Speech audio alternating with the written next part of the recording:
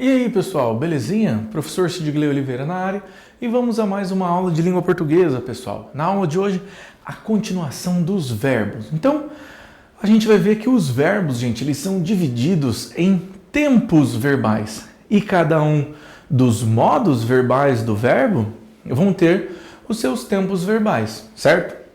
Vamos começar pelos modos, certo? Então, vamos lá. Ó, vão ser 3. O indicativo, o subjuntivo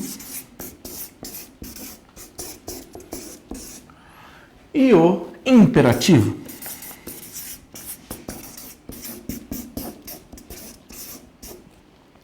O que cada um deles indica, pessoal? O verbo indicativo, ele vai indicar uma certeza. O verbo subjuntivo vai indicar uma dúvida. E o verbo imperativo vai indicar uma ordem. Então, cada um dos modos verbais vão ter suas próprias conjugações. Isso é extremamente importante para que a gente consiga entender o dinamismo dessas mudanças, tá? Então, indicativo, eu vou ao mercado. Eu vou ao mercado. Eu estou afirmando, eu estou fazendo uma afirmação. Agora vejam, vou mudar para o subjuntivo. Talvez eu vá no mercado. É uma certeza que eu vá no mercado? Não. Talvez eu vá, talvez eu não vá. Não tem como a gente saber.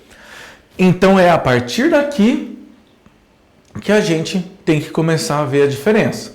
Uma certeza, uma dúvida. Já o modo imperativo é quando a gente tem uma ordem.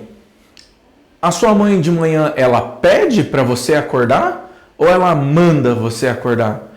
Ela fala, meu bebezinho lindo, levanta. Se você quiser, lógico. Se não quiser, não precisa. Não. Ela te dá uma ordem, acorda. A minha mãe puxava a minha coberta. Por quê? Era uma ordem. Então, o imperativo. Então, eu vou ao mercado. Talvez eu vá ao mercado. Vá ao mercado. O imperativo, geralmente, ele é acompanhado de uma exclamação que é para trazer, né, aquele ar de ordem. Belezinha? Então, vimos os 3 modos verbais. Então, flexione-se no modo indicativo para indicar o momento que ocorrem os fatos. Então, o presente, gente, a flexão do modo indicativo, ele é usado para fatos que ocorrem no momento em que se fala, para fatos que ocorrem no dia a dia, para fatos que costumam ocorrer com certa frequência, certo? Então, olha lá. Ele escreve para o jornal local. Ele escreve para um jornal local. Qual que é o nosso verbo? Escrever.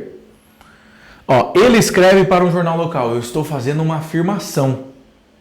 Isso está acontecendo agora. Ele escreve para o jornal local. Ó, é um fato. Estou relatando um fato, algo do presente. Segundo exemplo. Eu estudo português quase todos os dias. Vejo, dia a dia. A gente está uma coisa do dia a dia que ocorre com frequência. Eu estudo português quase todos os dias. Quais são os dias que não estudam? Provavelmente sábados e domingos. Durante a semana, geralmente língua portuguesa é a que tem, língua portuguesa e matemática que tem a maior carga horária nas escolas. Então, língua portuguesa pode ser de segunda a sexta e assim vai. Pretérito perfeito. Agora a gente precisa lembrar que pretérito é passado. Pretérito para a gente é passado. Então, pretérito, usa-se o pretérito perfeito para indicar fatos passados observados depois de concluídos. Ó, usa-se o pretérito perfeito para indicar fatos passados observados depois de concluídos.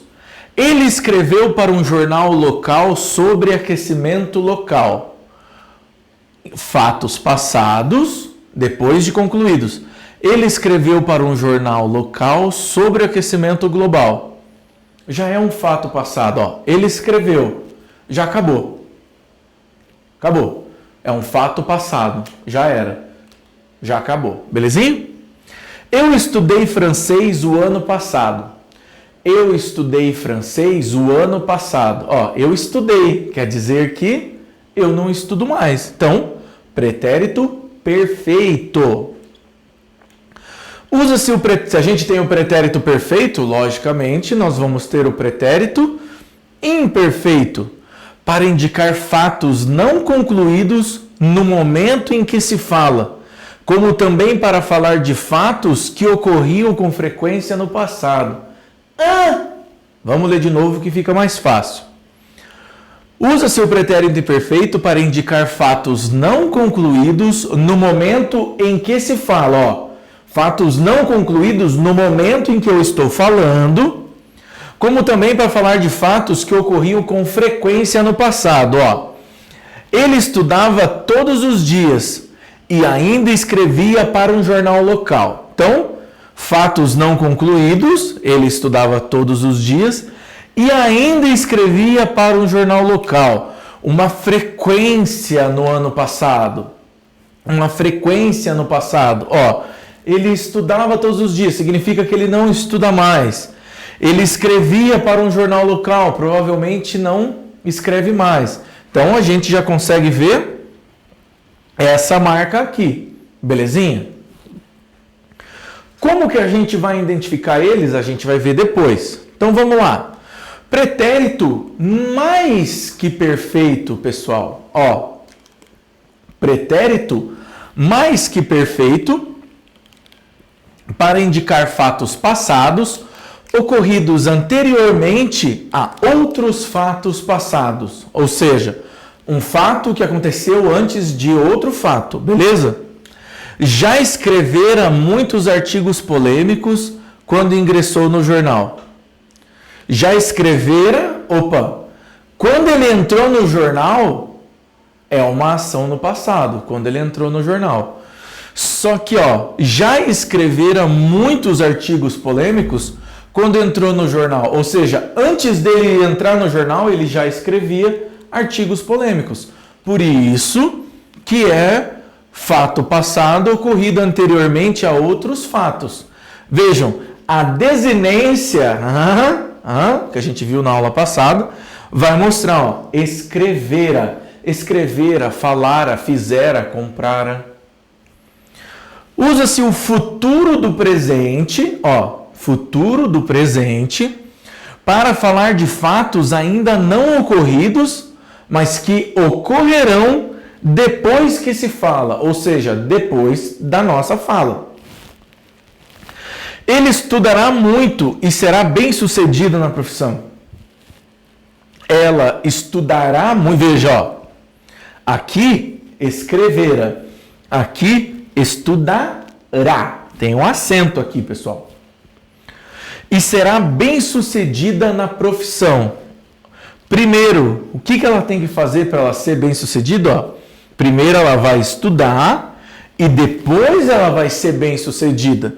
Então, fatos ainda não ocorridos, mas que ocorrerão depois que se fala. Aqui os dois vai ser depois que se fala. Primeiro ela estudará e depois será bem sucedida. Ela só vai estudar depois dessa fala. Belezinha? Usa-se o futuro do pretérito. Veja, temos mais um.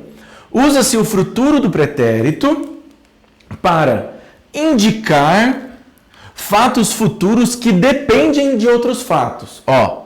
Usa-se o futuro do pretérito para indicar fatos futuros que dependem de outros fatos. Eu trabalharia menos se tivesse estudado mais. Eu trabalharia menos se tivesse estudado mais. Qual que é a condição para que eu trabalhe menos? Que eu tivesse estudado mais. Então, um fato que dependia de outro para acontecer. Eu estudaria francês se tivesse mais tempo. Eu estudaria francês se tivesse mais tempo. O que eu preciso para estudar francês? Ter justamente mais tempo. certo? E né, a gente tem aqui o mesmo exemplo, só para a gente ver aqui uma coisinha, pessoal. Vejam, trabalharia, estudaria, tivesse. Veja que o verbo que está no indicativo é o trabalhar. O subjuntivo aqui está no tivesse. Por quê? Porque eu preciso colocar o se, ó. Se eu tivesse estudado mais.